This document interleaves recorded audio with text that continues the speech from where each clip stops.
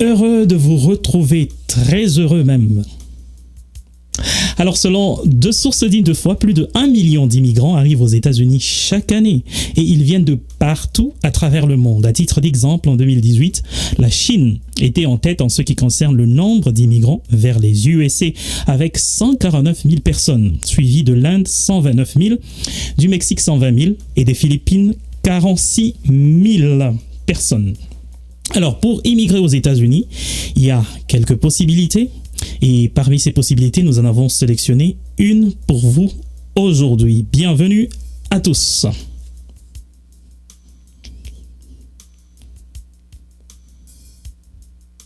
Alors, des milliers d'enfants entrent chaque année aux États-Unis pour y rester via ce qu'on appelle l'adoption internationale ou encore immigration par adoption.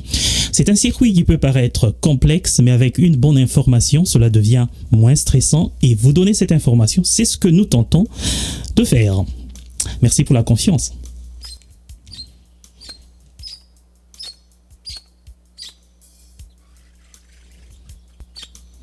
Les personnes qui décident d'adopter un enfant ont toujours une raison.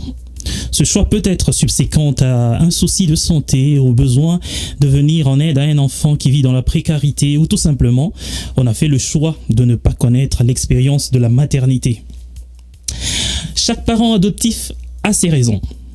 Certains préfèrent adopter des enfants de leur propre communauté, alors que d'autres brisent les barrières sociales et se moquent des frontières géographiques ou culturelles. C'est peut-être votre cas ou celui d'un proche. Cependant, avant de vous élancer dans l'adoption internationale, il est conseillé d'en connaître le processus, ses aspects juridiques notamment.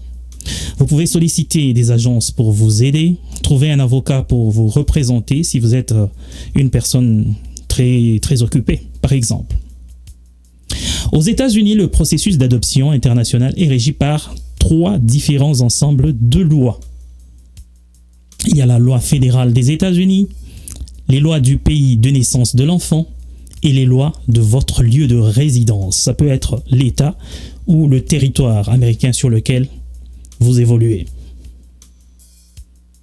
L'immigration de votre enfant adopté vers les États-Unis n'est possible que 1.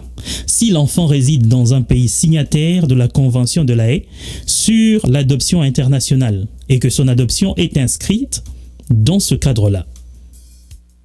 C'est la première possibilité. La deuxième possibilité, si l'enfant a officiellement été adopté comme orphelin. Et 3.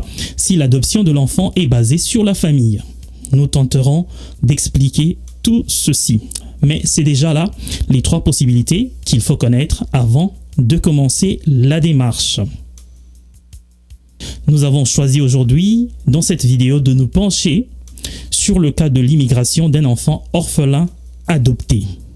Pour que votre enfant adopté soit admissible à titre d'orphelin, il doit satisfaire aux critères tels que décrits dans les lois sur l'immigration et la nationalité. L'enfant doit être né à l'étranger et ne devrait plus avoir de parents légaux puisque décédés ou disparus. Un enfant abandonné ou qui a un parent incapable de prendre soin de lui, incapable de couvrir les besoins fondamentaux de l'enfant conformément aux normes locales du pays d'origine. Et si ce parent a irrévocablement libéré cet enfant par écrit pour émigration et adoption, cet enfant peut être pris en charge dans le processus d'immigration d'enfants orphelins adoptés, the orphan process.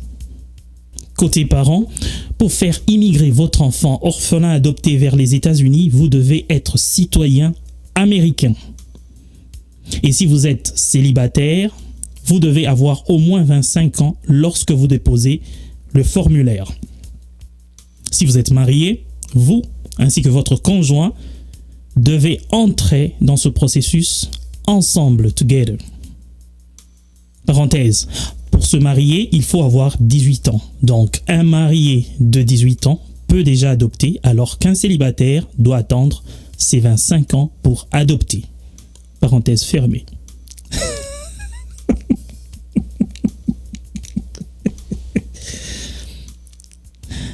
Alors, comme couple, Vous devez répondre aux exigences de traitement qui sont conçues pour vous protéger l'enfant ainsi que la famille biologique. Chaque adulte membre de votre ménage devra aller laisser ses empreintes digitales et ne devrait pas avoir d'antécédents ou un passé criminel au placard dans son casier judiciaire. Votre domicile où vous allez accueillir l'enfant devra répondre aussi aux exigences. Sauf exception, une étude du domicile sera faite par les autorités compétentes. C'est seulement après avoir rempli toutes les conditions et que votre enfant a été déclaré orphelin que vous pouvez enfin demander un visa d'immigrant pour lui. Et votre demande se fera accompagner des preuves d'éligibilité. Pendant tout le processus, l'enfant reste généralement à l'étranger. Par rapport à l'enfant, son âge, votre demande doit être déposée avant le 16e anniversaire de l'enfant, bien que le processus peut aboutir un peu plus tard. Mais il y a une exception. Vous pouvez déposer la demande après le 16e anniversaire de l'enfant seulement si l'orphelin est le frère ou la sœur biologique d'un autre enfant né à l'étranger qui a immigré ou va immigrer sur base d'une adoption par le même parent ou par les mêmes parents. Pour ce cas-là, il va falloir déposer le dossier avant le 18e anniversaire de naissance de l'enfant dont question. Et si tout se passe bien, le visa qui lui sera accordé, c'est le visa IR3.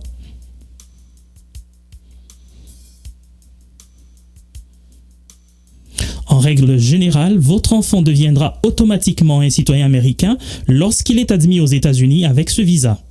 Le certificat de citoyenneté lui sera envoyé via la poste.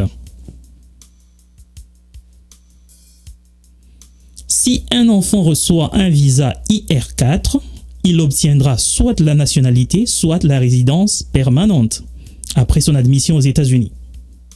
Le pourquoi sera toujours expliqué par les autorités en charge des dossiers.